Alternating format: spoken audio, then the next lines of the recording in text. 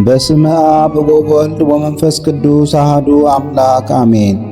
ግንቦት 24 ቀን የሚከበሩ የቅዱሳን በዓላት።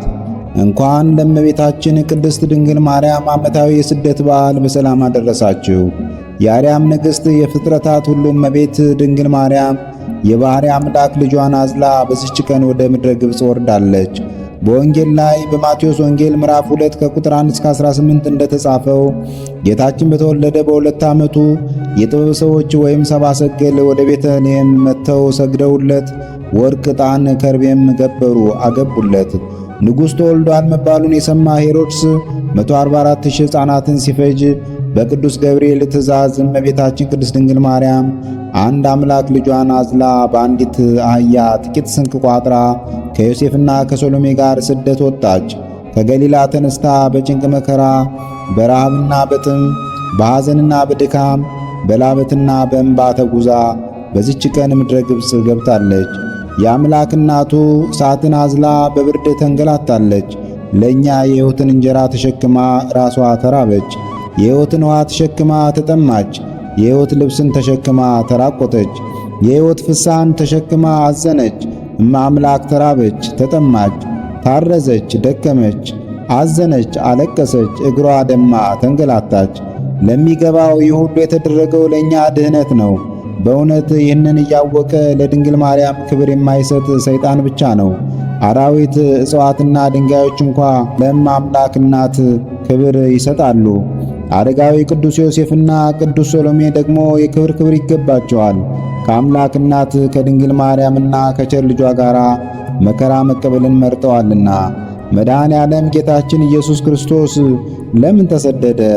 ለምንስ ስደቱን ወደ ግብፅና ኢትዮጵያ አደረገ? አንደኛ ትንቢቱ ይፈጸም ዘንድ በፈጣን ደመና ወደ ግብፅ እንደሚወርድ ተናግሯልና። ትንቢተ ኢሳይያስ ምዕራፍ 19 ቁጥር 1፣ ትንቢተ ዕንባቆም ምዕራፍ 3 ቁጥር 7። ሁለተኛ ምሳሌውን ለመፈጸም የሥጋ አባቶቹ እነ አብርሃም፣ ያዕቆብ ወይም እስራኤል፣ ኤርምያስ ወደዚያ ተሰደዋልና። ሦስተኛ ከግብፅ ጣዖት አምልኮትን ያጠፋ ዘንድ ትንቢተ ኢሳይያስ ምዕራፍ 19 ቁጥር 1። አራተኛ የግብፅና የኢትዮጵያ ገዳማትን ይቀድስ ዘንድ።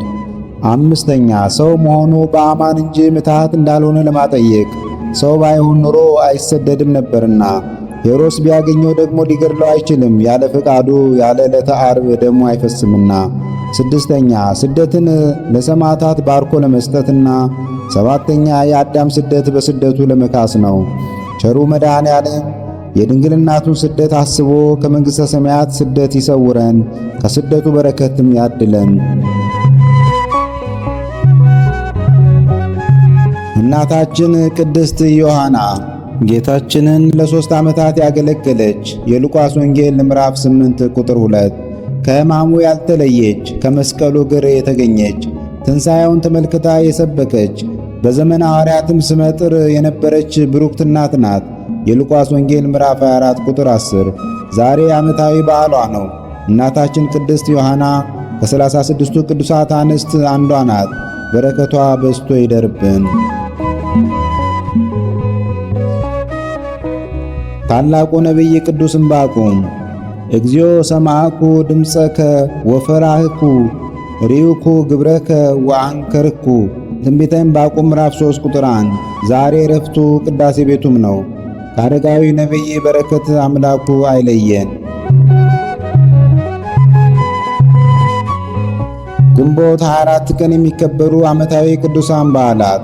ቅዱስ ዕንባቆም ነቢይ፣ ቅዱስ ዮሴፍ አረጋዊ፣ ቅድስት ሰሎሜ፣ ቅዱስ አብቁልታ ሰማዕት፣ ቅዱስ አልዓዛር ካህን የአሮን ልጅ። በዚህ ዕለት የሚከበሩ ወርኃዊ ቅዱሳን በዓላት። ቅዱስ አቡነ ተክለ ሃይማኖት፣ ቅዱስ አጋቢጦስ ጻድቅ ኤጲስቆጶስ፣ ቅድስት ክርስቶስ ሰምራ፣ ቅዱስ ቶማስ ዘመራዝ፣ ቅዱስ አባ ሙሴ ጸሊም ኢትዮጵያዊ፣ 24ቱ ካህናተ ሰማይ ሱራፌል፣ ቅዱስ አብላሪዎስ ታላቁ፣ አቡነ ዘዮሐንስ ጻድቅ ዘክብራን። ቅዱሳኑን የሚመለከት ከመጽሐፍ ቅዱስ የተወሰደ ጥቅስ ራእይ ዮሐንስ ምዕራፍ 12 ከቁጥር 4 እስከ 7። ዘንዶም ሴቲቱ በወለደች ጊዜ ሕፃኗን እንዲበላ ልትወልድ ባላት ሴት ፊት ቆመ። አሕዛብንም ሁሉ በብረት ዘንግ ይገዛቸው ዘንድ ያለውን ልጅ ወንድ ልጅ ወለደች። ልጇም ወደ እግዚአብሔርና ወደ ዙፋኑ ተነጠቀ። ሴቲቱም 1260 ቀን በዚያ እንዲመግቧት በእግዚአብሔር ተዘጋጅቶላት ወደ ነበረው ስፍራ ወደ በረሃ ሸሸች። ወስብሐት ለእግዚአብሔር ልዑል ወለወላዲቱ ድንግል ወለመስቀሉ ክቡር ዕፀ ሳህል አሜን። ዘአቅረብኩ አእላፍ ቅዱሳንን አዘክሬ ምስጋናን አቀረብኩልህ። እኒህ ቅዱሳን ዘወትር አንተን ያገለገሉ ናቸው። በድህነቴ የማነብልህ መጽሐፍ ምስጋና ተቀበል። አንተ ብዙ ባለጠጎች ካገቡት ይልቅ የድሃዋን መበለት ስጦታን ተቀብላለና።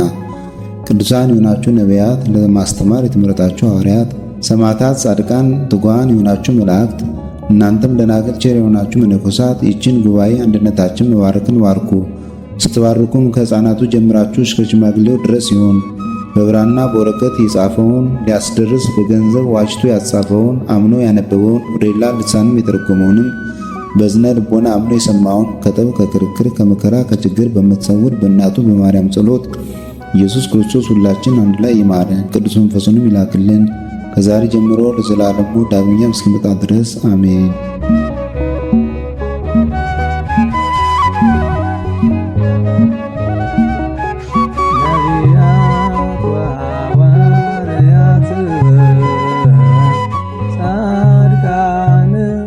ሰማይት ደናግል ወመነኮሳት አይሩግ ወፃናት ገዳማውያን ወሊቃውንት ሰአሉ ለነ